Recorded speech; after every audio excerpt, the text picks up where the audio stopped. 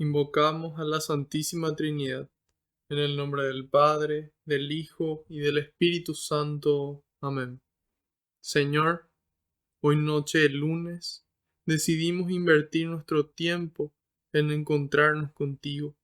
Nos ponemos en tu presencia. Y yo, Señor, quiero alabarte y glorificarte, porque tu amor y tu misericordia me alcanzaron. Quiero alabarte y glorificarte, porque no nos tratas como merecen nuestras culpas. Quiero alabarte y glorificarte, porque por la santa cruz de tu Hijo redimiste al mundo entero por amor y con amor, Señor. Quiero alabarte y glorificarte, porque solo tú eres santo, y tuyo es el poder, el honor y la gloria por siempre, Señor. En este momento, yo quiero ser humilde como el publicano en el templo, y quiero pedirte perdón por mis pecados, Señor, por mis culpas, por mis faltas, por esos pecados de pensamiento, de palabra, de obra y de omisión, Señor. Te pido perdón por esas cosas malas que hice y las cosas buenas que dejé de hacer. Y le invito a que cada uno haga lo mismo en este momento, en el silencio de su corazón.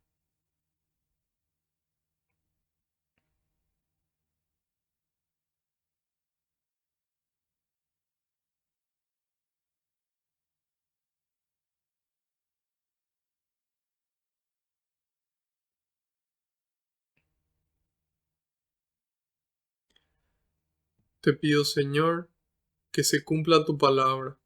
Tú dijiste que donde dos o más se reúnan en tu nombre, ahí vas a estar vos presente, Señor. Y nosotros sabemos que aunque no te podamos ver, tú estás aquí entre nosotros. Contento, muy contento, Señor, de que podamos compartir un poco más de tu palabra, un poco más de tu mensaje, un poco más de tu persona y de tu amor. Te pido, Jesús, que tú vayas por delante, que puedas allanar los caminos, que puedas arar la tierra de nuestra mente y nuestro corazón, para que esta semilla que se va a sembrar, que es tu palabra, pueda dar fruto y fruto en abundancia. En algunos el 30, en otros el 60 y en otros el 100%, Señor. Frutos verdaderos, frutos que permanezcan. En este momento, Jesús, traemos el agua, traemos las tinajas, pero solo tú puedes transformarla en vino. Por eso, Señor, todo lo depositamos en tus manos. Solo tú puedes transformar esta noche de catequesis en una noche de encuentro contigo, vivo y resucitado. En este momento, Señor, pongo en tus manos cada pedido de oración que recibimos, cada intención que los aquí presentes traen en el corazón, incluso eso que no nos animamos a pedir, todo en tus manos, junto con cada problema, con cada angustia, con cada miedo, con cada problema, Señor. Todo en tus manos, junto con nuestras alegrías, nuestros sueños, nuestros proyectos y nuestras vidas. Porque no existe lugar mejor que tus manos, Señor.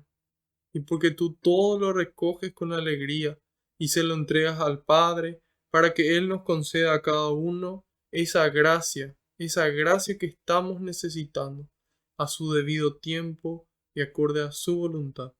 Glorias y alabanzas sean dadas a ti por los siglos de los siglos. Amén. Ahora les quiero pedir un favor, que en un momento de silencio intercedan por mí ante el Padre, para que todo lo que transmita sea su voluntad con las palabras del Hijo, y que sea el Espíritu Santo el que obre con intensidad en ustedes y en mí también.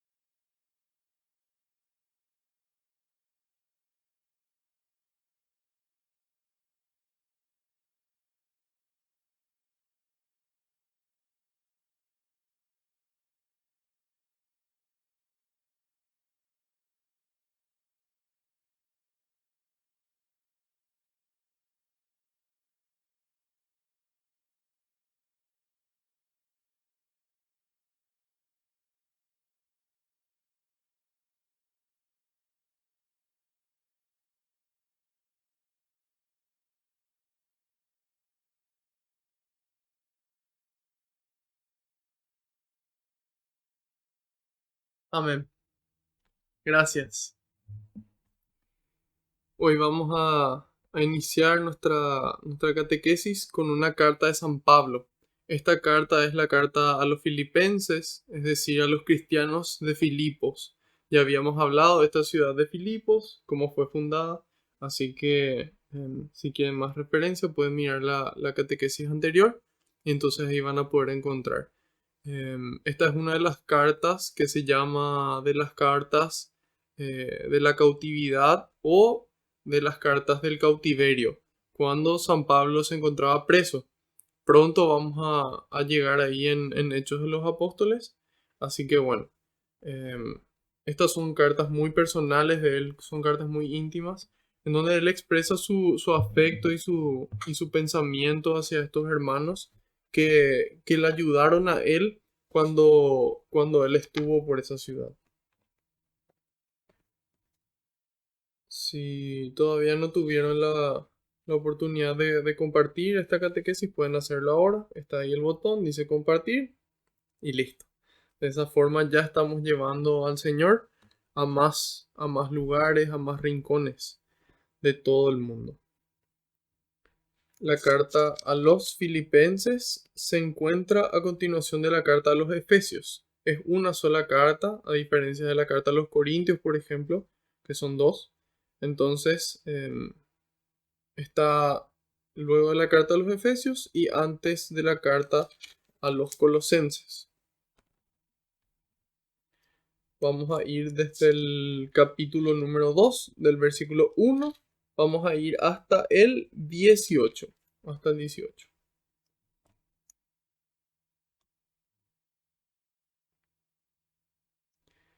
Si me permiten una advertencia en Cristo, una exhortación afectuosa, algo que proceda del Espíritu y que me sugiere la ternura y simpatía, entonces colme mi alegría poniéndose de acuerdo, estando unidos en el amor, con una misma alma y un mismo proyecto. No hagan nada por rivalidad o vanagloria, que cada uno tenga la humildad de creer que los otros son mejores que él mismo. No busque nadie sus propios intereses, sino más bien preocúpese cada uno por los demás. Tengan unos con otros los mismos sentimientos que estuvieron en Cristo Jesús. Él compartía la naturaleza divina y no consideraba indebida la igualdad con Dios. Sin embargo, se redujo a nada, tomando la condición de siervo y se hizo semejante a los hombres. Y encontrándose en la condición humana, se rebajó a sí mismo, haciéndose obediente hasta la muerte, y muerte de cruz. Por eso Dios lo engrandeció y le dio el nombre que está sobre todo nombre, para que al nombre de Jesús se doble toda rodilla en los cielos, en la tierra y entre los muertos, y toda lengua proclame que Cristo Jesús es el Señor, para gloria del Padre. Por tanto, amadísimos míos, que siempre me han escuchado, sigan procurando su salvación con temor y temblor. Y si lo hicieron cuando me tenían presente, háganlo más todavía cuando estoy lejos. Pues Dios es el que produce en ustedes tanto el querer como el actuar para agradarle. Cumplan todo sin quejas ni discusiones. Así no tendrán falla ni defecto, y serán hijos de Dios sin reproche en medio de una generación descarriada y pervertida. Ustedes son luz en medio de ellos, como las estrellas en el universo, al presentarles la palabra de vida. De ese modo me sentiré orgulloso de ustedes en el día de Cristo, porque mis esfuerzos y mis afanes no habrán sido inútiles. Y aunque deba derramar mi sangre sobre la celebración y ofrenda de vuestra fe, me sentiría feliz y me alegraría con todos ustedes. Y también ustedes han de sentirse felices y alegrarse conmigo. Palabra de Dios, te alabamos, Señor. Entonces, el título de esta perícopa se llama Imiten a Jesús humilde. La perícopa viene a ser un fragmento de la palabra de Dios que empieza con un título y va hasta donde empieza el siguiente título, ¿sí? Entonces, esta perícopa va desde el 2:1 hasta el 18 y la siguiente perícopa empieza en el 19. Entonces, en esta perícopa San Pablo nos invita y nos pide que imitemos a Jesús humilde. Dice, si me permiten una advertencia en Cristo, una exhortación afectuosa, algo que proceda del Espíritu y que me sugiere la ternura y simpatía. Entonces, la persona que te ama busca tu bien. La persona que te ama procura realmente que puedas acercarte a Dios. La persona que te ama te exhorta, te invita a caminar por donde Dios camina, a caminar por el camino que Dios nos muestra. Entonces, en la medida en la que nosotros decimos, no, yo no le voy a decir nada porque se puede enojar o porque se puede armar una pelea, no. Aquí San Pablo nos da el ejemplo de que estamos llamados a poder exhortar afectuosamente. Muchas veces queremos exhortar, queremos decirle a la gente lo que está haciendo mal o que puede hacer mejor o hacerle alguna invitación o alguna recomendación. Pero, ¿qué pasa? Muchas veces cuando lo hacemos estamos enojados, por ejemplo, estamos molestos por alguna situación que nos lleva a exhortar.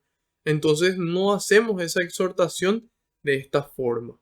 Hay una forma de exhortar para que la otra persona que escucha la exhortación pueda recibirla, pueda acogerla en su corazón y en su mente y a partir de ahí mejorar. Entonces esa exhortación tiene que ser afectuosa.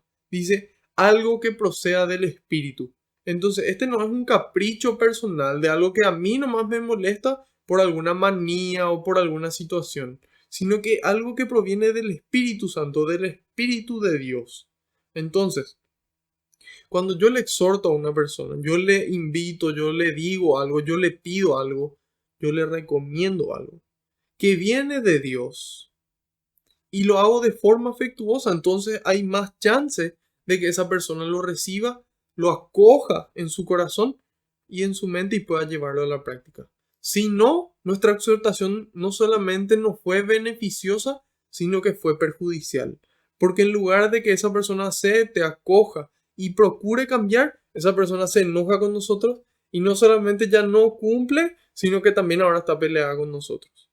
Por eso es importante, es necesario que nosotros como cristianos, nosotros como hermanos, hagamos las exhortaciones, ¿sí? Pero de forma afectuosa y que esa exhortación que nosotros hacemos, ese pedido que nosotros hacemos, sea un pedido que venga de Dios. Entonces, en la medida en la que nosotros conocemos la palabra de Dios, conocemos su voluntad, entonces podemos expresarle al hermano una exhortación que viene de Dios y de forma afectuosa. Ok, todo muy lindo, pero ¿cómo logramos esto, Marco? Primero es necesario el conocimiento para poder exhortar, para que no sea un capricho, sino que sea una exhortación que venga de Dios. Y después, esta afectuosidad, este amor, muchas veces no está dentro nuestro. Este amor viene de Dios. Este amor viene de Él, ¿sí? Entonces, en la medida en la que nosotros queremos hacer una exhortación, es importante que en ese instante le invoquemos al Señor y digámosle, Señor, yo quiero exhortarle, pero en tu nombre. Sé vos, Señor, el que le exhorte. Yo quiero tus sentimientos para exhortar. Dame tu amor. Entonces uno hace una oración y Cristo te llena de amor y con ese amor entonces podemos exhortar. ¿Sí? Entonces ahí tenemos el conocimiento y el amor. Ambas cosas son necesarias. Porque si no yo exhorto por un capricho y eso a nadie le gusta. A nadie le gusta tener que seguir una recomendación por capricho de alguien. Y el afecto para que pueda recibir esa exhortación que viene de Dios. Y dice, y que me sugiere la ternura y empatía y simpatía, dice. Entonces, es una exhortación que a uno le produce alegría porque uno se da cuenta del fruto que podría dar en el otro esa exhortación. Uno se da cuenta de qué tan feliz uno puede llegar a ser y el resto que comparte con esa persona puede llegar a ser si esa persona acoge esa exhortación. Por eso que es fundamental poder exhortar y poder hacerlo en forma. Y dice, entonces colmen mi alegría poniéndose de acuerdo, dice San Pablo, estando unidos en el amor, estando unidos en el amor con una misma alma y un mismo proyecto, dice San Pablo. Imagínense, San Pablo, el que pide, dice, pónganse de acuerdo, estando unidos en el amor con una misma alma, con un mismo proyecto. Nosotros decimos, bueno, pero ¿cómo todos vamos a tener el mismo proyecto? Si mi proyecto de vida es, no sé, construir algo, mi proyecto de vida es manejar una empresa, mi proyecto de vida es enseñar. ¿Cómo vamos a tener todo el mismo proyecto? ¿Cómo yo viviendo aquí voy a tener el mismo proyecto que una persona que vive en Asia? Y podemos tener el mismo proyecto. Porque Dios tiene un solo proyecto para toda la humanidad. Uno solo. Uno solo. Que después en el nivel inferior se lleva a cabo de diferentes formas. Pero este único proyecto que Dios tiene es la santidad. Nada más y nada menos. Dios tiene un proyecto de santidad para vos y para mí. Y para cada persona que después pueda escuchar estas palabras.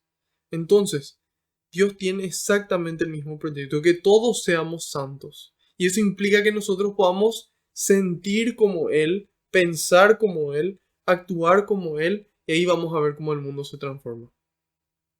Nosotros queremos que el mundo cambie, queremos que nuestro país cambie, queremos que nuestra familia cambie, queremos cambiar nosotros, pero no podemos. No tenemos ese poder. Pero Dios sí tiene ese poder. Entonces, en la medida en la que acudimos a Él, en su palabra, en la Eucaristía, en la comunidad, en esa medida podemos darnos cuenta de cuál es su proyecto, de qué es lo que realmente Él quiere. Y la santidad es la misma, ya sea para un sacerdote, para una religiosa, para un matrimonio, para un laico consagrado, para una persona soltera que dedica su vida a construir el reino. Finalmente, todos estamos llamados a este mismo proyecto de santidad, pero en diferentes estados de vida, en diferentes profesiones, en diferentes acciones. Entonces nos dice con una misma alma. Eso en el ejército le llaman espíritu de cuerpo, es decir, están todos juntos, unidos para el combate, ¿sí? Entonces, Dios quiere que estemos unidos para el combate contra el mal, que estemos unidos contra el combate contra la injusticia, que estemos unidos en el combate contra la mundanidad. Entonces, Dios tiene ese proyecto de santidad y quiere que unidos podamos ir todos juntos. Y dice, estén unidos en el amor. No unidos por otras cosas, sino en el amor. Entonces hay veces que uno tiene diferencias con el otro, pero estamos unidos en el amor y eso me permite tolerar. Eso me permite exhortar. ¿Sí? ¿Y por qué es tan importante esta unidad, queridos hermanos? San Pablo lo manifiesta en la carta a los Efesios, en el capítulo número 4, en los versículos 12 al 14. San Pablo dice lo siguiente: así prepara a los suyos. Dios así prepara a los suyos. Así prepara a los suyos para las obras del ministerio en vista de la construcción del cuerpo de Cristo. Entonces, así prepara a sus elegidos para construir, ¿sí? Con ese trabajo, con ese ministerio, con ese servicio, el cuerpo de Cristo. ¿Y cuál es el cuerpo de Cristo? La iglesia. Entonces, Dios prepara a cada uno de sus servidores para construir esa iglesia. Y dice en el 13, hasta que todos, ¿hasta cuándo? Hasta que todos alcancemos la unidad en la fe, dice. Imagínense, hermanos, o sea, que haya no solamente iglesia católica, sino iglesia evangélica, protestante, bautista, em, testigos de Jehová, el Islam. Entonces ahí nos damos cuenta de cómo no hay una sola fe. ¿Y qué es lo que Dios quiere? Dice, hasta que todos alcancemos la unidad en la fe. Entonces, en la medida en la que todas las personas se dividen y hay más divisiones entre las iglesias y se crean nuevas sectas, entonces ahí nos damos cuenta que eso es un atentado contra la palabra de Dios. Dios nos pide obediencia porque Él sabe qué es lo mejor para cada uno de nosotros, para nuestro entorno y para la humanidad entera. Entonces consiste en que nosotros confiemos en su infinita sabiduría y en su infinita bondad, porque aparte de saberlo todo, Él es bueno, infinitamente bueno. Entonces, Él nos propone este proyecto y Él quiere que alcancemos la unidad en la fe. Por eso que es tan importante que podamos entrar en diálogo y que se pueda llegar a la verdad, ¿sí? La verdad los hará libres, nos decía Jesús, ya habíamos visto. ¿Y por qué es tan importante esta unidad en la fe? Ahí dice San Pablo, la unidad en la fe y el conocimiento del Hijo de Dios, y lleguemos a ser el hombre perfecto. Entonces, esta unidad en la fe nos lleva a nosotros a ser, a dejar de ser quienes éramos y a empezar a ser más Cristo. Eso fue lo que habíamos pedido en la oración y en la canción de Hostias Vivas. Y dice, lleguemos a ser el hombre perfecto con esa madurez que no es otra cosa que la plenitud de Cristo.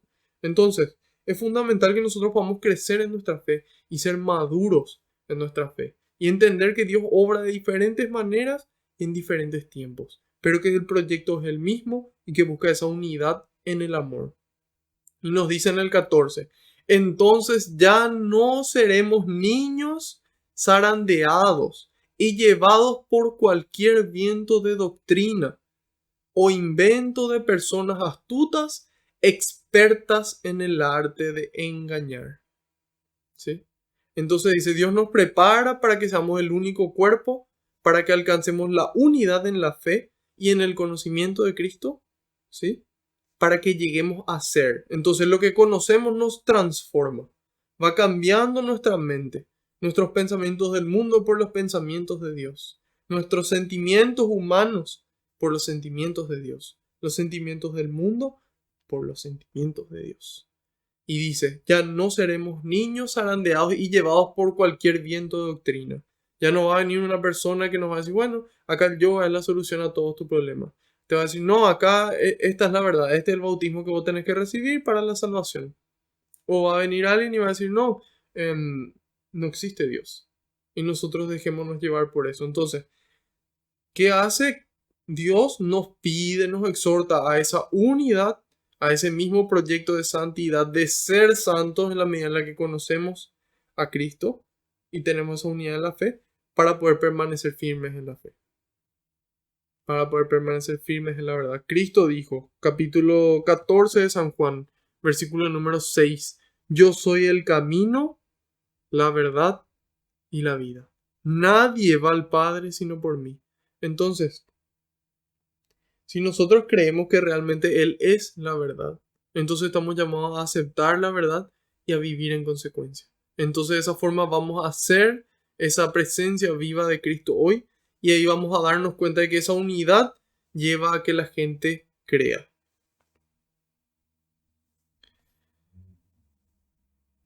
Entonces, una misma alma, un mismo proyecto unidos en el amor. No hagan nada por rivalidad o vanagloria. Es decir, Él nos invita a que, las motivaciones, a que esa pureza de intención se llama. Una pureza de intención significa qué es lo que hay detrás que realmente me mueve a hacer cada cosa. Yo puedo ponerme a pensar, ¿por qué hago este trabajo? Porque quiero ganar dinero. ¿Y por qué quiero ganar dinero? Porque quiero comer, o porque quiero viajar, o porque quiero eh, hacer más obras de caridad. Yo puedo darme cuenta, nosotros somos seres racionales. Aparte de la fe, Dios nos dio la razón. Entonces, detrás de todo lo que hacemos hay una intención. Entonces es importante que nosotros podamos detenernos y hacer un análisis, ¿sí? Anoten, pureza de intención. Pureza de intención. Entonces podamos ver qué hay dentro de nuestro corazón y qué es lo que realmente nos mueve a hacer las cosas.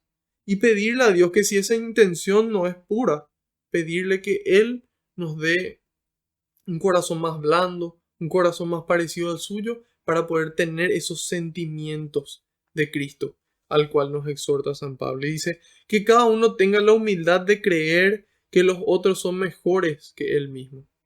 A veces tenemos ciertos conocimientos, ciertos talentos, ciertos bienes que nos hacen pensar que somos mejores que el resto. Sin embargo, nos dice San Pablo, eso es soberbia.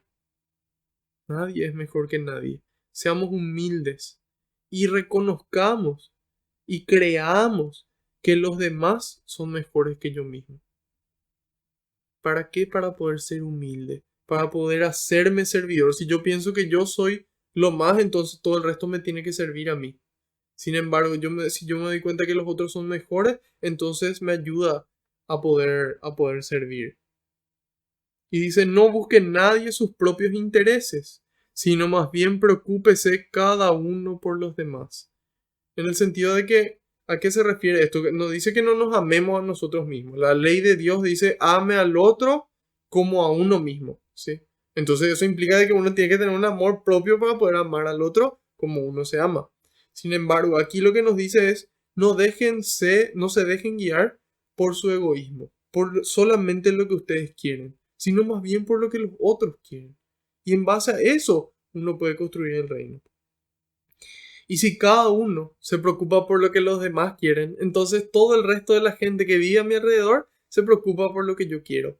Y yo me preocupo por ellos. Entonces se da esa preocupación y esa ocupación mutua que nos lleva a realizar gestos de amor, a realizar actos de amor. Porque una cosa es saber que alguien te ama. Otra cosa es sentir que alguien te ama. Por eso es fundamental que nosotros actuemos, porque con nuestros actos de amor la gente siente el amor. No solamente sabe, sino que siente el amor. Y qué gusto da sentirse amados. Entonces, amemos, hermano. Y en la medida en la que amemos y nos preocupamos por los demás, y los demás se preocupan por nosotros, entonces se produce mayor unidad. Finalmente, si ellos por algún motivo no lo hacen, hay que recordar lo que dijo el Señor. Yo no vine a ser servido, sino a servir. Y detrás de Él nosotros caminamos. Así que pidamos cada día al Señor hombros fuertes para cargar nuestra cruz y ayudarle al prójimo a cargar la suya. Y en la medida en la que transmitamos esta presencia de Dios, la gente va a querer buscar. La gente va a querer acercarse y así vamos a poder multiplicar este efecto positivo, este efecto de bendición. Después dice, tengan unos con otros. Atiendan esto. Esto es lo más importante de esta carta. Dice, tengan unos con otros los mismos sentimientos que estuvieron en Cristo Jesús. Imagínense lo que Dios nos pide, queridos hermanos y queridas hermanas. Nos pide que tengamos no los mismos pensamientos, sino los sentimientos, que es mucho más difícil aún. Sin embargo, Él nos dice, sí es posible, tengan. En la medida en la que nosotros le pedimos a Dios, Dios obra su gracia y con su Espíritu Santo nos va haciendo sentir como Cristo siente. En la medida en la que pedimos, en la medida en la que primero, antes de pedir, uno tiene que darse cuenta de qué es lo que siente. Muchas veces nosotros vivimos nomás y no nos damos cuenta de esos sentimientos que vamos teniendo hacia las demás personas y hacia uno mismo incluso. Entonces, Dios nos invita a poder hacer esa pausa, a poder identificar qué sentimientos tengo. Esa inteligencia emocional que tan de moda hasta hoy. Significa que yo estoy sintiendo. Estoy sintiendo enojo, estoy sintiendo tristeza, estoy sintiendo envidia, estoy sintiendo lujuria. ¿Qué estoy sintiendo? Entonces, a partir de esa identificación, de ese autoconocimiento de mi persona, le pido a Dios que trabaje. Pero yo no le puedo pedir si es que yo no sé qué pedir. Entonces, paso 1, autoanálisis, pureza de intención, reconocer los sentimientos propios y a partir de ahí empezar a trabajar y saber que esto generalmente es un proceso. A veces se da un milagro y se cambia para siempre. Sin embargo, generalmente es un proceso que toma su tiempo y que tenemos que continuar en él hasta cada día poder hacernos más semejantes a Cristo y poder tener esos sentimientos de Cristo. ¿Y cuáles eran esos sentimientos? Amor, compasión, misericordia, alegría. Esos eran sentimientos que Cristo tenía. También tuvo sentimientos de enojo cuando se hacían mal las cosas que le llevaron a corregir. Sentimientos de justicia. sentimientos de, de poder ayudar al prójimo, sentimientos de empatía. Esos eran sentimientos que Cristo tenía. Entonces, estamos llamados a poder tener esos sentimientos. Y dice, Él compartía la naturaleza divina y no consideraba indebida la igualdad con Dios. Esto para nosotros podemos decir, bueno, porque era Jesús y él ya sabía. Sin embargo, para los judíos, ser igual a Dios era el pecado de idolatría más grande que existía. Y si uno lee el Pentateuco y lee esa ley, primero está el Génesis, después está el Éxodo, Levítico, Números y Deuteronomio. Principalmente la ley de Dios está en ese Pentateuco. Los judíos le llaman la Torá, que significa la ley. Nosotros le llamamos Pentateuco, que significa 5 estuches. ¿Por qué? Porque estos 5 libros eran rollos de pergamino largos que se guardaban en 5 estuches y viene esa palabra griega. Entonces uno lee esa ley y era fundamental. Esa idolatría hacia Dios era penado prácticamente todas las veces con la muerte. Eran apedreados a muerte por creer otras cosas. Entonces, para ellos era fundamental y sin embargo Jesús dice para él no era así, porque él reconoció su divinidad. Él reconoció de que era así en caso de que sea idolatría, pero de que en su caso no era idolatría, era la verdad. Él es verdadero hombre y verdadero Dios, 100%. 100% hombre, 100% Dios. Y dice, sin embargo, se redujo a nada, tomando la condición de siervo y se hizo semejante a los hombres. Este ejemplo es excelente.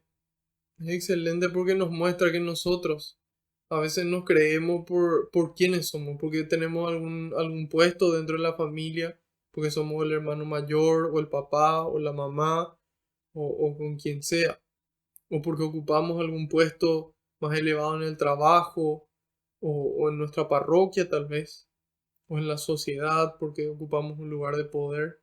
Entonces, ¿qué hacemos? Decimos, no, el resto tiene que servirnos. No, yo soy el hombre de la casa. Acá me tiene que servir mi esposa y mis hijos.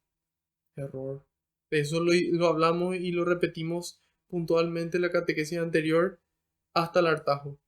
Entonces, Cristo nos da el ejemplo. Él no es un profesor, Él no es un rey, Él no es un padre, Él no es eh, lo que queramos. Él es Dios mismo. Y ahí Dios nos muestra el ejemplo de cómo tenemos que actuar, de que tenemos que hacernos pequeños, tenemos que hacernos humildes, tenemos que amar a través de la humildad, a través del servicio.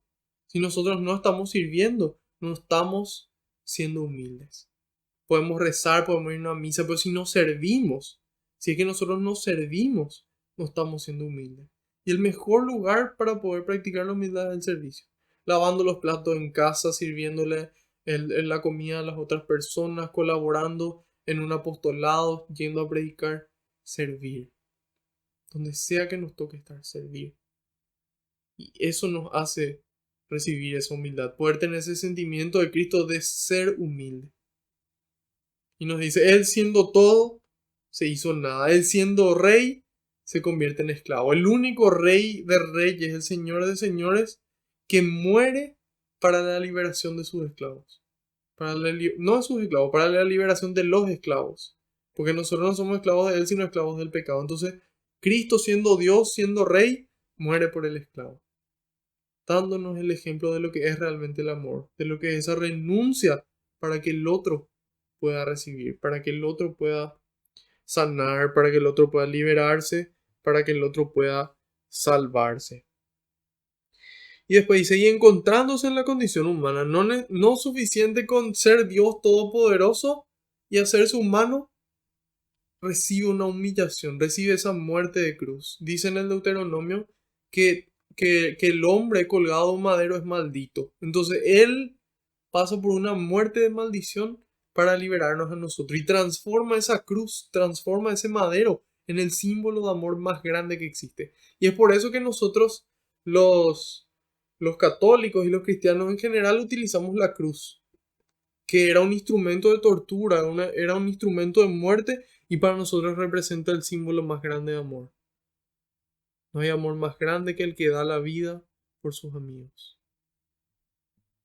Y dice, se rebajó a sí mismo haciéndose obediente hasta la muerte y muerte de cruz. Jesús no era un masoquista, Jesús no era una persona que le gustaba sufrir, entonces por eso eh, entregó su vida de esta manera, sino que Él le manifestó al Padre y le dijo, Señor, si es posible, aleja de mí este cáliz, pero no se haga mi voluntad sino la tuya. Y le pide, 3 veces le pide al Padre. Y el Padre le manifiesta que es necesario. En oración, Cristo discierne. El Espíritu le guía y le dice, es necesario que entregues la vida. Él dice, ok, sí Señor, glorifica tu nombre, no el mío. Yo soy un siervo. Imagínense, y el que dijo eso era Dios. Imagínense nosotros cuánto más deberíamos de ser humildes y de entregar nuestra vida por el prójimo. Y dice, por eso Dios lo engrandeció y le dio el nombre que está sobre todo nombre. Hay gente que se burla y hace chistes. Hay Jesús o Jesúquena y dicen ese tipo de cosas. A mí me duele profundamente cuando alguien hace ese tipo de chistes porque su nombre es sagrado. O sea, Jesús es nuestro Dios. Hay muchas cosas para hacer chistes, para reírnos, y ese también es un don de Dios, el poder saber reírnos de cosas sanas, de no burlarnos de Cristo, ni del Papa, que es el vicario de Cristo, ni de la iglesia, y saber reírnos sanamente. Entonces dice, por eso le dio el nombre que está sobre todo nombre, para que al nombre de Jesús se doble toda rodilla en los cielos, en la tierra y entre los muertos. Ese es nuestro Señor. Y dice, y toda lengua proclame que Cristo Jesús es el Señor para gloria de Dios Padre. Entonces, Cristo es verdadero Dios y es eh, la muestra más grande del amor de Dios. Y nos mostró a nosotros cómo vivir, para que ningún hombre pueda decir, no, nosotros somos hombres y Dios nos pide cosas imposibles, porque un hombre lo hizo. Ese hombre con la fortaleza de Dios, viviendo en oración, así como nos lo manifiestan los evangelios, dice, se apartaba a lugares silenciosos para orar. Ejemplo para nosotros. Entonces, en la medida en la que nosotros oramos, podemos cumplir la voluntad de Dios. Conocemos la voluntad de Dios y ahí nuestra voluntad se va alineando a la voluntad de Dios. Y una vez que la hacemos, después vemos los frutos y realmente nos da una alegría y una paz totalmente diferente. Una alegría y una paz profundas. Una paz y alegría en el corazón que llenan más que cualquier cosa en este mundo. Eso que más pueda lograrnos en este mundo no llega pero ni a los talones de la alegría que Dios nos regala. Y dice, por tanto, amadísimos míos que siempre me han escuchado, sigan procurando su salvación con temor y temblor, dice. Ya habíamos hablado en repetidas ocasiones de qué es este temor. Es el temor de Dios, el temor a fallarle. Es tener un amor tan grande, tener un amor tan grande en el corazón que lleva a tener miedo a fallar. Y, y el temblor, ¿sí? El temblor es la manifestación física de ese temor que está aquí. Porque yo puedo tener un temor aquí, pero en la medida en la que mi cuerpo lo manifiesta, significa que ese temor es muy intenso. Entonces, que nosotros podamos tener ese amor tan grande hacia Dios, que tengamos miedo de fallarle y que eso hasta en nuestro cuerpo se note. Que en nuestro cuerpo, con nuestro cuerpo, se transmita, irradie ese amor que Dios tiene hacia nosotros. Que nosotros lo recibimos de Él y que nosotros lo manifestamos hacia el exterior. Entonces dice, con temor y temblor, procurando su salvación. Entonces, aquí nos damos cuenta de cuáles deben ser nuestras prioridades. Aquí hay prioridades que son importantes y hay otras que no. Nosotros muchas veces nos ponemos cualquier cosa antes que nuestra salvación. Y no nos damos cuenta de que nosotros, en la medida en la que permanecemos fieles a Dios, en esa medida nos vamos a salvar. En la medida en la que amamos, en la medida en la que conocemos su palabra y la ponemos en práctica. Solamente así. Y nos salvamos por su misericordia. No porque nosotros lo merezcamos. Pero si nosotros libremente decidimos alejarnos de su palabra, decidimos libremente no cumplir a sabiendas, entonces nosotros elegimos la condenación. No fue Él el que eligió, sino que fuimos nosotros. Y Dios, porque nos ama, nos respeta y respeta nuestra libertad. Y dice, y si lo hicieron cuando me tenían presente, háganlo más todavía cuando estoy lejos. Entonces de repente es como que cuando estamos cerca de nuestra comunidad, estamos cerca de Dios, es más fácil. Y sin embargo, cuando nos alejamos un poco de esa comunidad de Dios, es como que queremos y empezamos cada vez a preocuparnos menos de nuestra salvación. Entonces Él nos dice, si estando en comunidad, estando conmigo, se preocupaban, estando lejos, preocúpense mucho más, ocúpense de su salvación. La salvación es más importante que nuestra vida aquí en la tierra. La vida aquí en la tierra dura 100 años, 120 años, rompiendo récords. La vida eterna no tiene comparación. Y esa presencia de Dios, ese reino de los cielos al que vamos a entrar cuando lleguemos en la medida en la que cumplamos la voluntad de Dios, no va a tener comparación con ningún sufrimiento que podamos haber tenido aquí en la tierra. Y dice, pues Dios es el que produce en ustedes tanto el querer como el actuar para agradarle. A veces nosotros pensamos de que somos nosotros y es lo que tenemos que tener fuerza y lo que sea. No.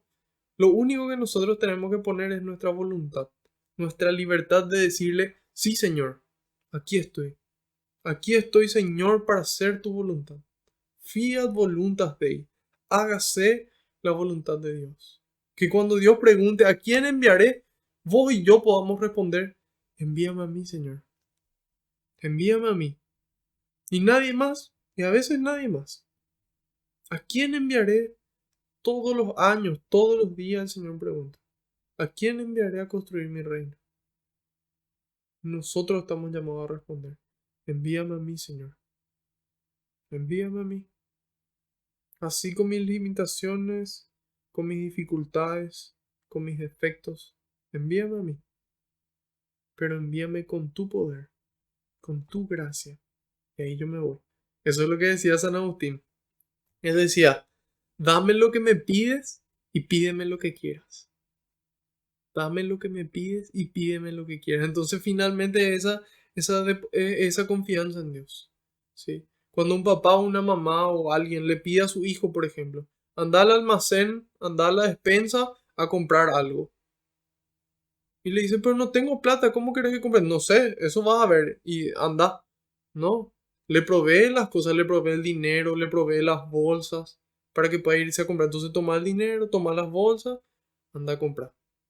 Entonces el hijo va y compra con lo que le dio el padre. Entonces si nosotros que somos humanos, que muchas veces somos injustos, pero que no le vamos a pedir a alguien algo, que no va a tener los recursos para hacerlo. Imagínense si Dios nos va a pedir a nosotros la santidad si Él no nos da su gracia. Entonces, es importante saber esto, tener grabado aquí, de que es por la gracia de Dios. Es Dios el que nos da la gracia para poder amarle. Nosotros le decimos, sí, quiero amarte, y ahí Dios llena nuestro corazón de su espíritu y eso nos lleva a amarle a Él y amarle al prójimo. Y nos lleva a querer las cosas de Dios, a querer cumplir los mandamientos. Y no solamente a querer cumplir, sino que a amar lo que nos pide. Y ese es otro nivel, amar lo que Dios te pide. Porque tanto le amamos a Él que empezamos a amar lo que Él nos pide también. Y lo tomamos como un honor. Lo tomamos como un honor y una gracia que el Señor haya confiado en nosotros. Y dice entonces, Dios es el que produce en ustedes tanto el querer como el actuar para agradarle. Tenemos que hacer nosotros, ¿qué tenemos que hacer nosotros? Pedir y perseverar. Pedir y perseverar. Creo que era San Ignacio de Loyola el que decía a Dios rogando, pero con el mazo dando, si no me equivoco. Entonces, es decir, pedir a Dios las cosas, pero yo poner todo de mi parte para que eso pueda cumplirse. Confiando en la providencia de Dios y que si es su voluntad, así va a ser. Y dice, atiendan esto en el 14, cumplan todo sin quejas ni discusiones. Y yo sé que esto es difícil, hermano, y yo sé que esto es imposible para nosotros en el mundo de hoy. Sin embargo, para Dios todo es posible. Entonces, Dios nos pide, cumplan todos sin quejas ni discusiones. Entonces, Dios quiere que nosotros seamos agradecidos, hermanos. Dios quiere que nosotros tengamos un corazón agradecido. que podamos realmente agradecer por cada cosa que Él nos regala. Porque Él nos regala un día más de vida. Imagínense una persona que no ve, imagínense un ciego, una persona que no ve. ¿Cuánto dinero daría Él para recobrar la vista? ¿Cuánto pagaría para volver a ver? Y nosotros tenemos el regalo de una visión gratis todos los días. Imagínense un respirador hoy en esta época de COVID. ¿Cuánto cuesta un día con un respirador? Y Dios cada día nos regala respirador gratis. Y nosotros no nos damos cuenta. Y solamente vemos lo que no tenemos. Y de esa forma, al fijarnos en lo que no tenemos, nunca vamos a ser felices. Nunca vamos a ser felices. Nada nos va a llenar. Porque nosotros siempre vemos lo que no tenemos. Pero en la medida en la que vemos lo que tenemos, lo que vos tenés y lo que yo tengo, cada uno lo que uno tiene, lo que Dios le regala, entonces uno empieza a ser agradecido. Gracias, Señor, por poder ver. Gracias, Señor, por poder escuchar. Gracias, Señor, por poder hablar, por poder caminar. Gracias, Señor, por mi trabajo. Si es que hace calor, gracias, Señor, por este calor. No estar todo desesperado y qué calor que hace y ya le empiezo a maltratar a las personas. Ese no es un corazón agradecido, ese es un corazón que vive quejándose. Es un corazón que vive quejándose. Dios quiere que seamos agradecidos porque ese agradecimiento nos lleva a la felicidad.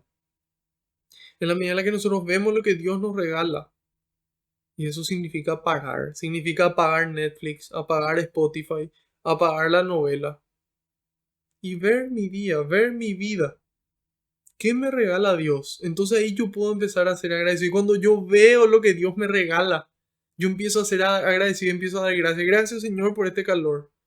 Gracias, Señor, por este frío. Gracias, Señor, por esta lluvia. Gracias, Señor, por este mes. Gracias, Señor, por esta enfermedad incluso. Que me permite hacer una pausa, que me permite acordarme de que me voy a morir y de que voy a tener que rendir cuentas. Gracias, Señor, por hacerme acordar de que vos sos el que tiene el poder y la gloria. Gracias, Señor, por esta enfermedad que es una oportunidad para que la gente me visite. Que es una oportunidad para que vos me sanes, para que me devuelvas la salud. Gracias, Señor, por esta dificultad económica. Es difícil llegar a ese nivel de agradecimiento, pero en la medida en la que nos vamos santificando, nos vamos renovando, purificando con el Espíritu, vamos teniendo esos sentimientos.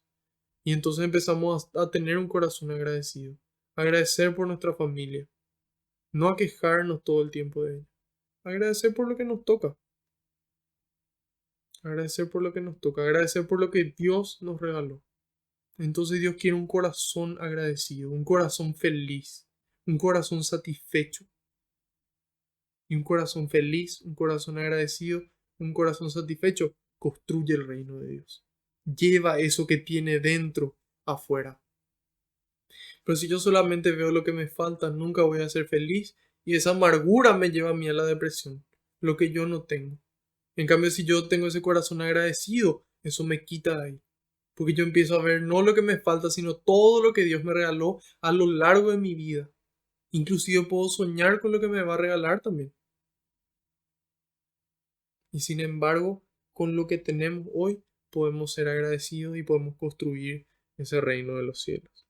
Y dice, hagan todo sin quejas ni discusiones. Así no tendrán falla ni defecto y serán hijos de Dios sin reproche en medio de una generación descarriada y pervertida. El mundo hoy busca despertar nuestras pasiones, busca que nosotros consumamos, lo que buscan es vendernos más cosas. Entonces, ¿cómo lo logran? Creando necesidades. Creando necesidades. Necesito esa ropa, necesito ese auto, necesito ese juego, necesito ese celular, necesito esa casa, necesito ese trabajo, necesito esa comida, necesito esa bebida, necesito esa droga. Crean necesidades en nosotros, necesidades que no son reales. Y que nosotros cuando analizamos nos damos cuenta de que no era una necesidad. Y sin embargo eso ya nos quita la felicidad. Nos quita esa felicidad de lo que tenemos ahora. Entonces, ¿qué hace Dios? Dios nos dice, pausa.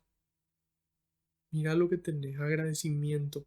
Mira lo que es realmente necesario. Una sola cosa es necesaria, dice Jesús. Imagínense, ni el agua ni la comida.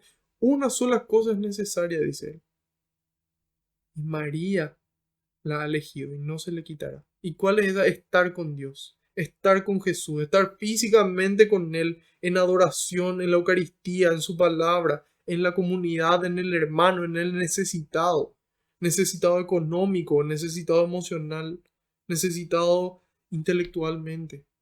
Entonces, en esa medida, nosotros vamos a poder alcanzar la felicidad. Hay más alegría en dar que recibir, dice el Señor. Entonces, animémonos. Yo les invito a animarse a experimentar esta vida. Y si ya la venían experimentando, les animo a reforzar, les animo a redoblar esfuerzos, a cuadruplicar esfuerzos.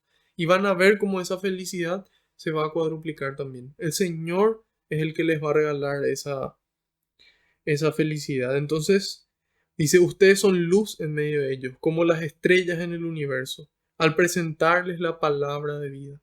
Si yo apago todas las luces acá y prendo una luz, alumbra toda la oscuridad. Y hay veces que pensamos y decimos, pero somos pocos los cristianos, la gente que sigue luchando. Bueno, pero no hace falta demasiado. La levadura es así comparado con la harina, pero hace fermentar la masa. La luz puede ser así, pero enciende la oscuridad. Entonces seamos luz, hermano. Dejémonos iluminar por Dios y seamos luz. El mundo nos necesita. Si nosotros muchas veces estamos cansados, renovemos la fuerza. Dios vuelve a renovarnos. Así como a las águilas, así nos renueva. Caminarán y no se cansarán, dice el Señor. Así que tengamos fe. De ese modo me sentiré orgulloso de ustedes en el día de Cristo, dice. Es decir, en la segunda venida, en la parucía, en la venida gloriosa de Cristo. En su segunda venida, cuando Él va a venir, que dice el credo, para juzgar a vivos y muertos. Para juzgar a vivos y muertos. Entonces, Cristo es el juez, que va a juzgar acorde a las decisiones que nosotros libremente tomamos. Entonces dice él, San Pablo, que hoy intercede por nosotros desde el cielo, que Él se va a sentir orgulloso de vos y de mí y de cada cristiano que construya el reino. Y dice, porque mis esfuerzos y mis afanes no habrán sido inútiles. Es decir, Él no entregó su vida completa para eso. No viajó todo lo que viajó, no fue apedreado, apaleado, casi ahogado, azotado en vano, sino que dio fruto y fruto en abundancia.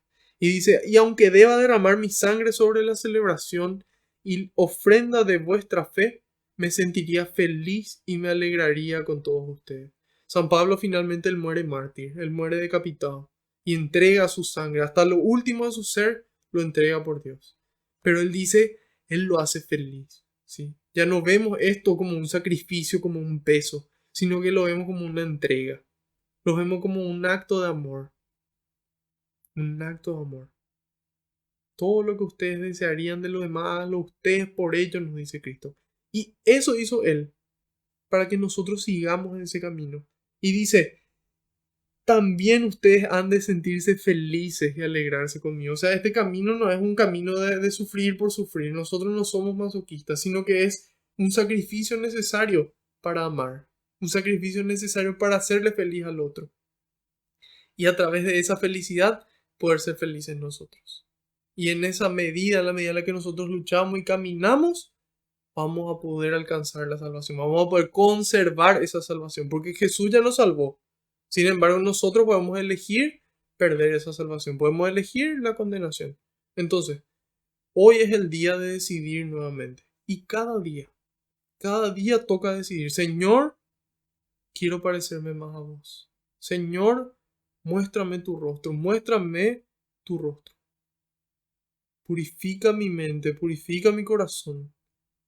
Muéstrame, Señor, ábreme los ojos, devuélveme la vista. Quiero verle a las personas como tú les ves. Quiero verle a mi mamá como tú le ves. Quiero verle a mis hermanos como tú les ves. Quiero verle a mi compañero de trabajo como tú le ves. Quiero verle a mi párroco, a mis amigos, como tú les ves. Y escucharles como tú les escuchas y hablarles como tú les hablarías. Y sentir como tú sentirías, Señor. Y cada día perseverar. Y el Señor va a obrar en mi corazón. El Señor va a obrar. Y así termina esta carta a los filipenses. Entonces, resumen, nos invita a ser humildes. Nos invita primero a exhortar, a poder decir las cosas con afecto y que vengan de Dios. Después nos pide ser humildes y seguir el ejemplo de Cristo. Y en la medida en la que nosotros hagamos y tengamos un corazón agradecido, entonces vamos a poder ser más felices y hacerle feliz al resto. De esta forma pasamos a nuestra segunda lectura.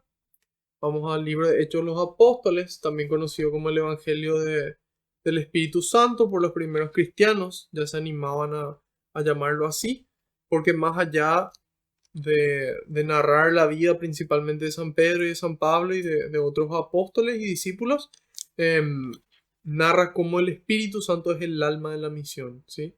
Hay una conferencia preciosa del padre Raniero Cantalamessa, que fue nombrado cardenal ahora hace poco por el Papa Francisco. Él tiene el oficio de ser el predicador de la casa papal desde hace 41 años. Fue elegido primero por San Juan Pablo II y le tocaba predicarle a él y a toda la curia romana, eh, especialmente en Cuaresma y en Adviento.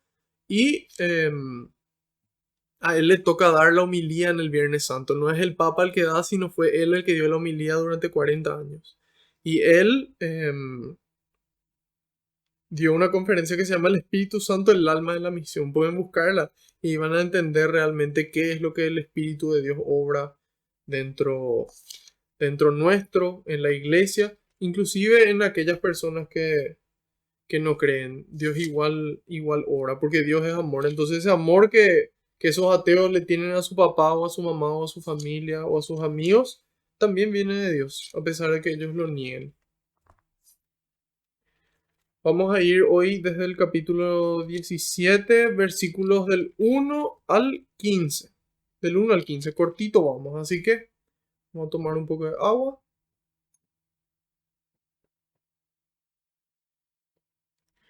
Espero que se encuentren todos muy bien, que en este momento el Espíritu Santo les renueve, que pueda salir fuera esa pereza y que pueda reinar esa diligencia, esa energía, que en este momento el Espíritu Santo les renueve la energía y sale fuera esa pereza de estos cuerpos estudiosos y trabajadores. Así que ánimo que el lunes que viene van a poder eh, ponerse al día con las otras catequesis. El lunes que viene voy a estar en una ciudad en donde prácticamente no hay internet, así que van a poder, si quieren, o tomarse un descanso o aprovechar para recuperar las demás catequesis, porque es importante que podamos hacer el proceso completo, porque cada palabra que Dios tiene es para una situación particular.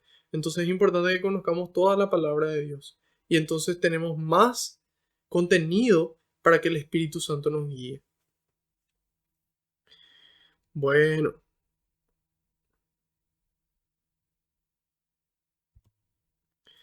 Pablo y Silas atravesaron Anfípolis y Apolonia y llegaron a Tesalónica, donde los judíos tenían una sinagoga. Pablo, según su costumbre, fue a visitarlos y por 3 sábados discutió con ellos basándose en las escrituras. Las interpretaba y les demostraba que el Mesías debía padecer y resucitar de entre los muertos. Y les decía, este Mesías es precisamente el Jesús que yo les anuncio. Hubo algunos que se convencieron y formaron un grupo en torno a Pablo y Silas. Lo mismo hicieron un buen número de griegos, de los que temen a Dios, y no pocas mujeres de la alta sociedad. Los judíos no se quedaron pasivos. Reunieron a unos cuantos vagos y maleantes, armaron un motín y alborotaron la ciudad. Hicieron una demostración frente a la casa de Jasón, pues querían a Pablo y Silas para llevarlos ante la asamblea del pueblo.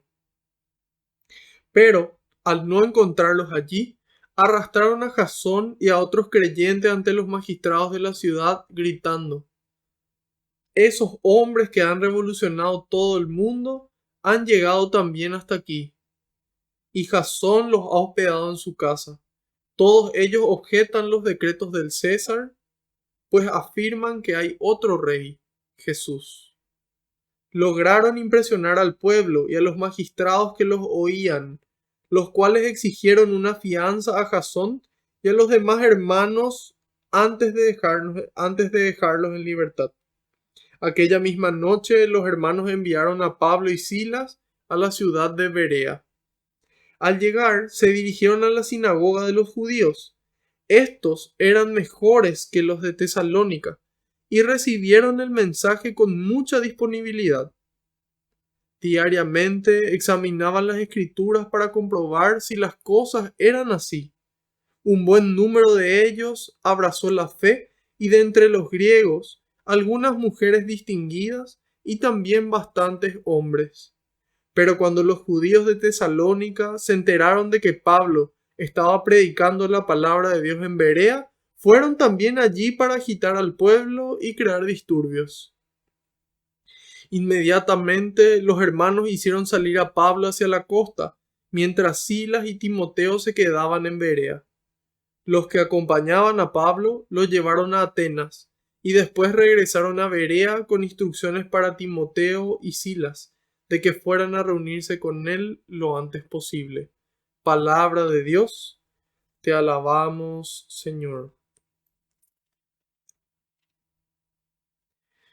Bueno, habíamos visto cómo en Hechos capítulo número 16, San Pablo y Silas iban entrando a una ciudad y cuando entraban a esa ciudad salió una divina que proclamaba de que ellos eran seguidores del Dios Altísimo. Y esto siguió ocurriendo hasta que Pablo se cansó, narra Lucas, y entonces le expulsó al demonio de esa mujer. Igual que como Jesús lo hizo de aquel Geraseno, de aquel Geraseno, de la zona de Gerasa. Y esos demonios que habían salido del hombre entraron a los cerdos y fueron a parar al río. Se suicidaron los cerdos. Y entonces, ¿qué pasó a consecuencia de ese exorcismo, de esa liberación que hizo Jesús? Los dueños de los cerdos le pidieron a Jesús que se retire de la ciudad. Porque al mundo le importa más el dinero que la persona. Le importa más el dinero que la persona. Creo que como un 5% de la población mundial tiene 25% de las riquezas. Y ahí nos damos cuenta de cómo al hombre realmente le importa más el dinero que la persona. Por eso hay gente que sigue muriendo de hambre, hay gente que sigue sin acceso a la educación, que sigue sin acceso a una medicina decente. Y eso es por esta avaricia. En este caso nos contaba y nos decía que esta mujer le producía dinero con esas adivinanzas y que cuando le expulsan a Pablo, cuando Pablo hace que el demonio salga, ellos iban a perder dinero. Entonces, ¿qué hicieron? Le metieron preso a Pablo y a Silas. Después vimos la liberación milagrosa y después ellos continuaron su camino. En este momento dice que atravesaron Anfípolis y Apolonia. Voy a colocar el mapa un ratito para que nos ubiquemos. Aquí en el medio mismo vemos que dice Asia Frigia. De ahí habían ido a Troade, más a la izquierda. De ahí dice Neápolis, Filipos, Antípolis, Tesalónica. ¿Ven? Ahí está encerrado en un círculo verde. Dice Berea, que es la ciudad donde ahora se encuentran. Y dice que habían atravesado Anfípolis y Apolonia. Apolonia vemos que está aquí, está primero Neápolis, está Filipos a la izquierda, debajo está Antípolis y debajo de Antípolis, más a la derecha, dice Apolonia. Entonces, ellos que hicieron, atravesaron Anfípolis y Apolonia y llegaron a Tesalónica, aquí encima de Berea. A ese fue el lugar donde llegaron. Y ahí dice que era el lugar donde donde los judíos tenían una sinagoga. Al respecto, San Juan Crisóstomo dice, ¿por qué pasaron de largo, en este caso, Apolonia y Anfípolis. Y dice que fueron directo a Tesalónica porque era una ciudad más grande. Entonces, en la medida en la que esa ciudad más grande recibía la palabra de Dios, iba a actuar como una fuente, como un manantial que iba a esparcir hacia las ciudades más pequeñas luego. Y dice, Pablo, según la costumbre, fue a visitarlos y por 3 sábados discutió con ellos basándose en las escrituras. Y, y ahí vemos de que en esta ciudad de Tesalónica San Pablo no obró ningún milagro. Él se dedicó a predicar, ¿sí? Y ahí San Juan Crisóstomo nuevamente nos dice, porque esto también es lo que hizo Cristo. A menudo, dice, con frecuencia, hizo su argumento de las escrituras y no por milagros, porque sus oyentes eran hostiles y lo acusaban de ser un hechicero engañador. Entonces, en la medida en la que él hacía muchos milagros solamente, decían, ah, no, este es un milagrero, ¿sí? Este es un encantador, este es un hechicero engañador nomás que hace nomás estas cosas para que la gente crea. Entonces, en ciertos lugares donde eran más hostiles, él predicaba y con la palabra él mostraba y también realizaba milagros en el sentido de que voy a mencionar ahora. Dice, porque es natural, dice Crisóstomo, que se sospeche de quien trata de persuadir a la gente solo mediante milagros, pero quien persuade por las escrituras no despierta esta sospecha. Lo que dijimos recién. De hecho, a menudo vemos a Pablo persuadiendo a la gente con su enseñanza. En Antioquía, por ejemplo, toda la ciudad se reunió para escuchar su enseñanza. Y ahí Crisóstomo aclara, dice que toda esa ciudad de Antioquía se haya reunido es tan grande que, o sea, dice que no es un milagro pequeño, sino enormemente grande. Entonces que la gente se reúna a escuchar la palabra de Dios, nomás luego ya es un milagro, ¿sí? En la medida en la que abren su corazón. Y entonces Dios va sembrando ahí las ganas también. Y dice, como era su costumbre, Pablo entró en la sinagoga de los judíos, aunque había dicho antes, nos volvemos hacia los gentiles. Sin embargo, no abandonó a este pueblo, no le abandonó a los judíos, porque él dijo, bueno, yo a los gentiles voy a predicar. Sin embargo, siguió yéndose junto a los judíos. Y dice, porque grande era su deseo para con ellos. Es decir, él tenía ese deseo de que ellos también se salven. Él pasó por ahí. Él fue alumno de Gamaliel. Él era un fariseo. Él era impresionante. O sea, la formación que tenía San Pablo era ejemplar, ¿sí? Y ahí nos damos cuenta de que de esa formación se valió Dios. De que hizo que él sea un vaso escogido para llevar su palabra. Y así, gracias a San Pablo, probablemente hoy en América llegó el cristianismo, gracias a que él fue expandiendo en todo lo que era Asia y Europa. Y dice, hermanos, el deseo de mi corazón y la oración a Dios por Israel es decir para que pudieran ser salvos. Lo hizo por la promesa y gloria de Dios. Entonces, San Pablo no por su capricho, sino porque quería la salvación. Entonces se va junto a ellos y Y ahí nos damos cuenta de cómo Pablo se hace humilde. Pablo, en lugar de estar él en la plaza y decir, yo tengo la verdad, yo le conozco a Cristo, él se me manifestó. Yo obré milagros en su nombre, yo obré liberaciones en su nombre. Y esperar que los judíos vengan, San Pablo es humilde y él se va junto a ellos. Entonces, ¿qué ejemplo para nosotros de que nosotros, los cristianos, los católicos, estamos llamados a acercarnos a nuestros hermanos que se separaron? A nuestros hermanos esperados, me gusta llamarles, no separados, esperados, y poder acercarnos para atraerles a la verdad, acercarnos con amor y por amor, acercarnos a una persona de otra religión, acercarnos a un ateo, acercarnos a una persona que está en la macumba, en el satanismo, o que está, por ejemplo, en el tema de lectura de cartas o lo que sea. Nosotros, Dios quiere rescates imposibles. Dios quiere realizar rescates imposibles, imposibles para los hombres, pero nada es imposible para Él. Pero esos rescates, mis queridos hermanos y queridas hermanas, solamente vamos a poder llevarlos a cabo en la medida en la que nos formamos, así como San Pablo lo hizo, y en la medida en la que estamos con Cristo. Entonces ya no somos nosotros los que vamos, sino que somos los que le llevamos a Él y a su palabra. Y así la gente va a poder darse cuenta y poder obrar con nuestras vidas para que la gente crea. Finalmente nosotros podemos decir muchas cosas, hablar lindo, transmitir la verdad en palabras. Pero si nosotros no vivimos, nuestro testimonio asesina nuestras palabras. Así de sencillo es.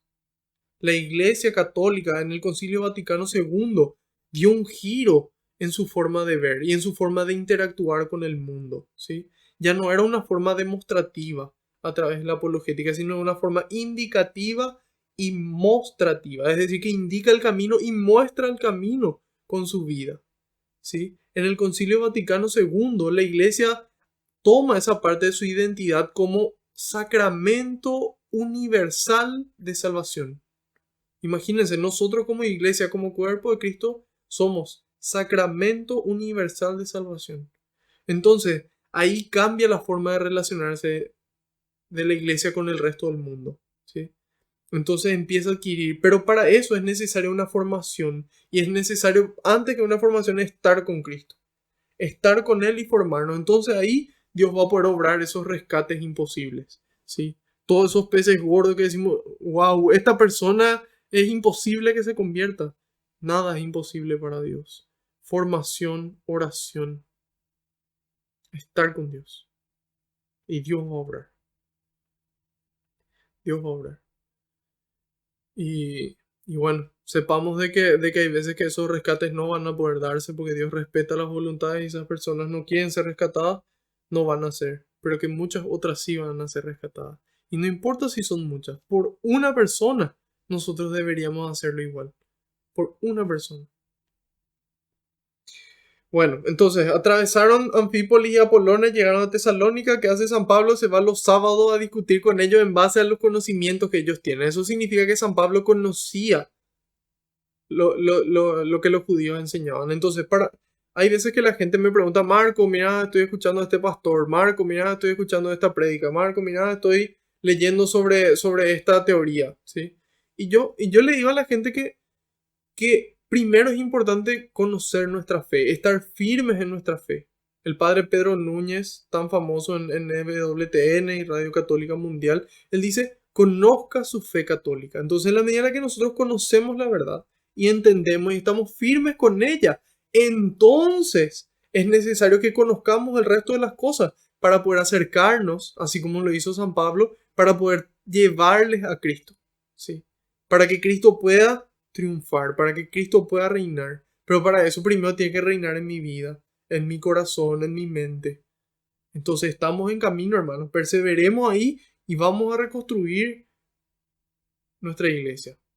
Vamos a reconstruir nuestras iglesias.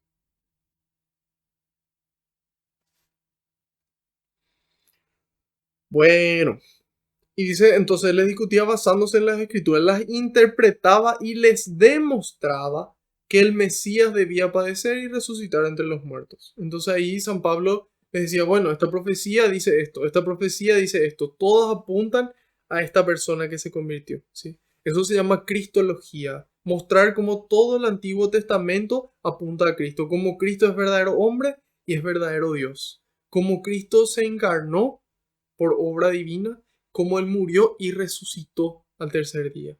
Entonces eso es lo que es la parte de la cristología. Y aquí eso es lo que él estaba haciendo. Él exhortaba, mostraba esta verdad con respecto a Cristo. Dice, este Mesías es precisamente el Jesús que yo les anuncio. Hubo algunos que se convencieron y formaron un grupo en torno a Pablo y Silas. Lo mismo hicieron un buen número de griegos, de los que temen a Dios, ya hablamos de este temor. Eran las personas que creían en Dios, que le amaban y que buscaban seguir su camino y que le adoraban a Yahvé. Y dice, y no pocas mujeres de la alta sociedad. Entonces ahí nos damos cuenta de que de todos lados escuchaban y se convencían. Los judíos no se quedaron pasivos. Reunieron a unos cuantos vagos y maleantes, armaron un motín y alborotaron la ciudad. Entonces, cuando ahí vemos nuevamente esa envidia y esa avaricia, ven de que hay algo que no les conviene a ellos, se manifiestan en contra. Y así nos va a ir a nosotros, hermanos. Pero nosotros tenemos que alegrarnos cuando nos persigan por hacer bien las cosas. Y en el mundo es difícil y cuesta. Y en el trabajo muchas veces vamos a tener problemas. Pero en la medida en la que seamos fieles a Dios, Dios es providente y va a poder conseguirnos y darnos lo que necesitamos. No lo que queremos, sino lo que necesitamos. Y se hicieron una demostración frente a la casa de Jasón, pues querían a Pablo y Silas para llevarlos ante la asamblea del pueblo. Entonces, Pablo y Silas se iban a debatir y como ellos no pudieron refutar la verdad que ellos estaban transmitiendo, entonces se van a decir, bueno, ellos están armando problemas, ellos están yendo en contra. Entonces, ¿qué hacen? A través de las leyes buscan censurarnos, a través de las leyes buscan mantenernos presos. Entonces es importante que nosotros conozcamos, sepamos y vivamos en la verdad. Dice, pero al no encontrarlo, entonces, en vista de que no estaban ahí Pablo y Silas, le arrastraron a los otros para dar cátedra. Cuando nosotros miramos muchas leyes del Antiguo Testamento, del Levítico, del Deuteronomio,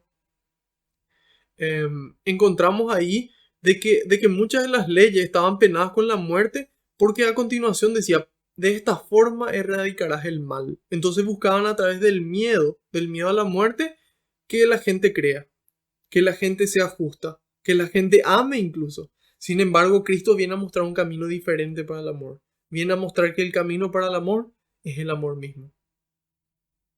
La violencia solamente genera más violencia. El amor es el que corta ese ciclo de odio, instaura el perdón y permite que se continúe amando.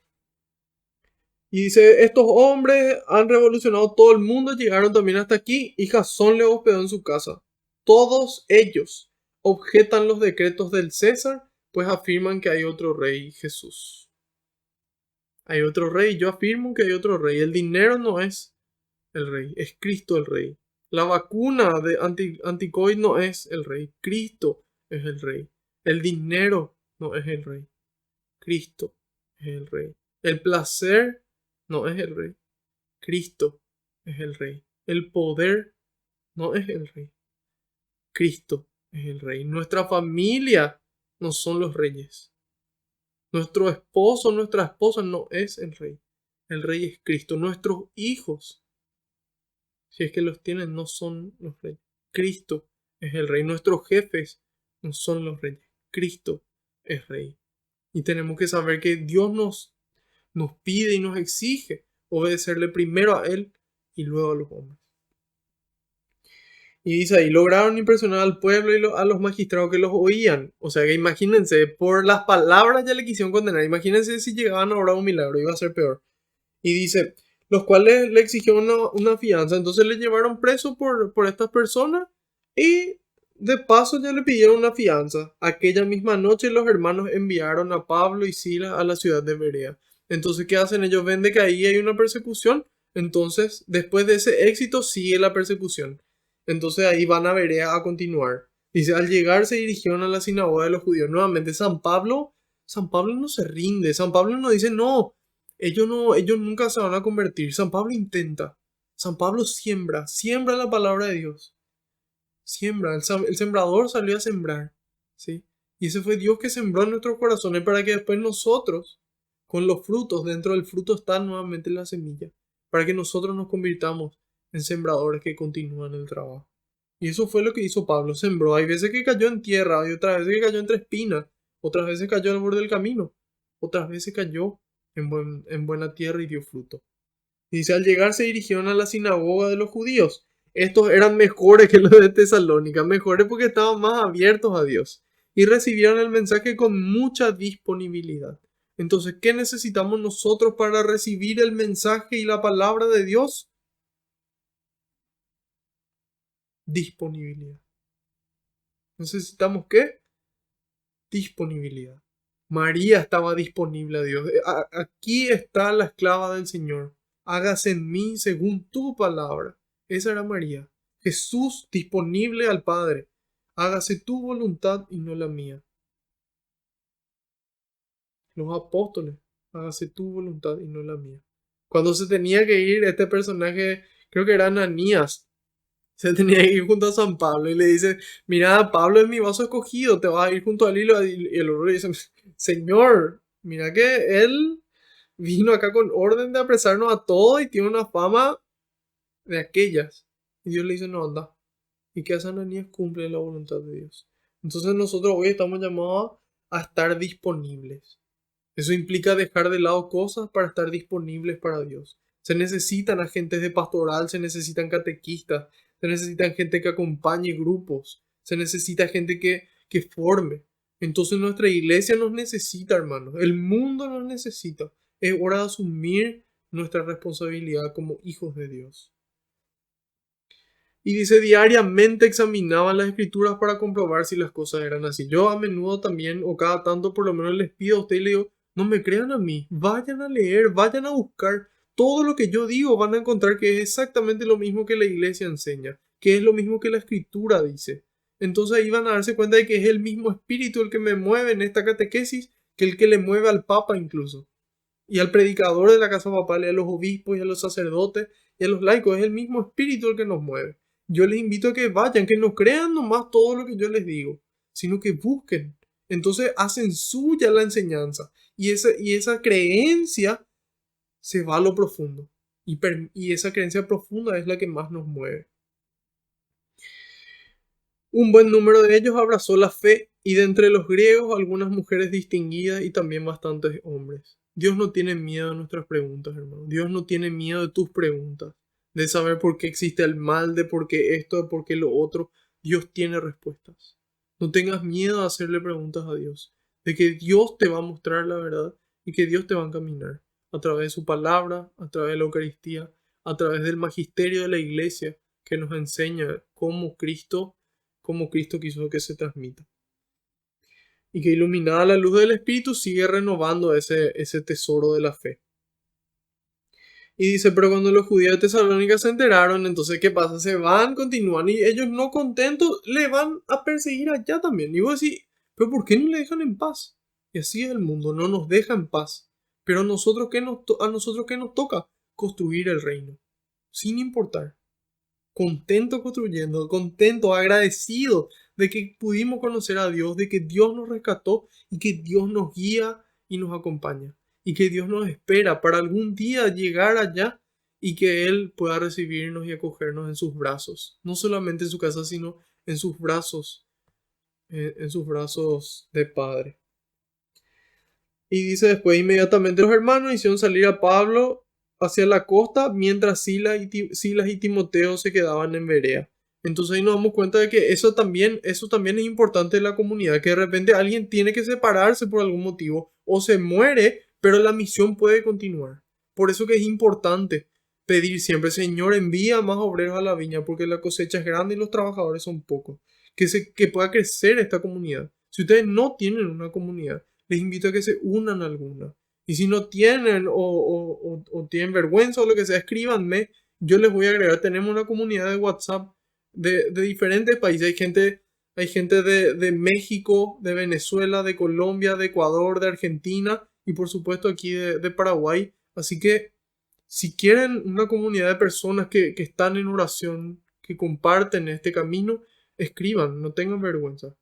No tengan vergüenza. Hay que tener vergüenza solamente para hacer cosas malas. Solamente para pecar.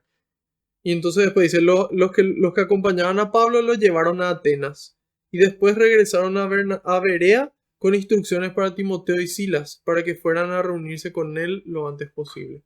Ahí vemos esa unidad de la iglesia. Entonces, después vamos a ver qué hace Pablo en Atenas y que más adelante Dios le va a pedir de que Pablo se vaya y dé testimonio frente al emperador de Roma. Nada más y nada menos que frente al emperador de Roma, Pablo tenía que irse a dar testimonio. Entonces Pablo hace lo que tiene que hacer para poder dar ese testimonio. Él estaba disponible a Dios. Entonces, importancia, esta costumbre de Pablo. Pablo tenía esa costumbre, tenía ese hábito de hacer eso. Eso no es que él espontáneamente y cada tanto y cada vez que tenía ganas lo hacía, sino que él era una persona disciplinada. Él tenía esa costumbre.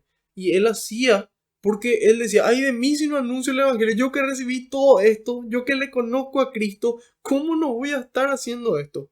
Y eso les digo yo a ustedes, yo como con el conocimiento que recibo no voy a estar acá presente compartiéndolo con ustedes. Entonces les pido a ustedes que lo lean, que lo repasen en la semana, que lo compartan, ¿sí? Y que continúen este trabajo. Porque una mariposa sola no hace primavera, dice el dicho. Entonces, costumbre, ¿sí? Costumbre. Ahí vemos la importancia de la costumbre. con respecto a las Sagradas Escrituras. Después, vemos de que es nuestro trabajo sembrar. Es nuestro trabajo sembrar la palabra de Dios. Hay gente que va a acoger, hay gente que no. Y la gente que acoja va a ser feliz. ¿Quién es el único rey? Cristo. Por encima de nuestra familia, amigos, dinero, cosas y cualquier cosa que podamos considerar lo importante. Y en la medida en la que Cristo es nuestro rey y lo coronamos como rey, podemos, como rey de nuestra vida, cada uno de su vida, puede construir este reino. Y vamos a ver cómo esto va a generar problemas en los alrededores, a veces en nuestra propia familia, pero sin embargo Cristo nos dice, alégrense. San Pablo nos dice, yo voy a estar feliz aquí en el cielo con ustedes cuando ustedes lo construyan. Y Cristo dice, no se alegren por vencer a los a los males o que los demonios lo obedezcan. Alégrense porque Dios escribe su nombre en el cielo. Entonces hoy, hermanos, les invito a poder tener esta actitud de disponibilidad, así como los de Berea, como estos cristianos de Berea, disponibilidad a Dios para escucharle, para estar con Él y finalmente para servir. Vamos a darle gracias a Dios. Señor, estoy muy agradecido por cada regalo que me hiciste, por cada don, por cada talento, por cada gracia, por cada oportunidad. Te doy gracias, Señor, en este día. Te doy gracias por esta oportunidad de servirte y de servir a los hermanos. Te doy gracias, Señor, por cada detalle que realizas en nuestras vidas. Te doy gracias, Señor, por los momentos lindos y te doy gracias por los momentos difíciles porque de ellos aprendemos. Te pido, Señor, que podamos tener un corazón agradecido, que tú, Señor, puedas renovar nuestra mente y nuestro corazón para tener tus pensamientos, tus sentimientos, y eso nos lleva a actuar como vos, para mayor gloria de tu nombre y construcción del reino, así como para conservar nuestra salvación. Envía, Señor, más obreros a la viña, porque la cosecha es grande y los trabajadores son pocos.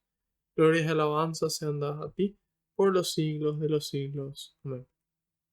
Te decimos todos juntos, Padre nuestro que estás en el cielo, santificado sea tu nombre, venga a nosotros tu reino, hágase tu voluntad en la tierra como en el cielo. Danos hoy nuestro pan de cada día, perdona nuestras ofensas, como también nosotros perdonamos a los que nos ofenden. No nos dejes caer en la tentación y líbranos del mal. Amén. Madre Santa, te damos gracias por ser nuestro ejemplo número 1 de disponibilidad a Dios. De disponibilidad a Dios, de estar disponible para hacer su voluntad. Ejemplo para todos los cristianos. Y por caminar con nosotros y llevarnos hacia tu Hijo para que podamos hacer siempre lo que Él nos diga. Gracias por amarnos. Gracias, Señor, por regalarnos una madre. Gracias, Señor. Gracias, Madre. Dios te salve María, llena eres de gracia, el Señor es contigo. Bendita tú eres entre todas las mujeres, y bendito es el fruto de tu vientre, Jesús. Santa María, Madre de Dios, ruega por nosotros los pecadores, ahora y en la hora de nuestra muerte. Amén. Gloria al Padre, al Hijo y al Espíritu Santo, como era en el principio, ahora y siempre, por los siglos de los siglos. Amén. Alabado sea Jesucristo, por siempre sea bendito y alabado. Que la paz y la alegría del Señor nos acompañen a todas partes. En el nombre del Padre, del Hijo y del Espíritu Santo. Amén. Otro lunes más, otro lunes más. Espero que esta catequesis haya sido de enriquecimiento para ustedes, crecimiento espiritual. Y si así fue, que lo compartan, que lo difundan, porque Dios nos dio un espíritu de fortaleza, un espíritu de coraje y no de timidez. Así que demos testimonio, hermanos. Seamos agradecidos y nos veremos no el próximo lunes, sino el siguiente. Sería el lunes, hoy es 8, sería probablemente el lunes 22, Dios mediante y por delante. Así que aprovechenlo, aprovechen este tiempo para poner en práctica, para ponerse al día.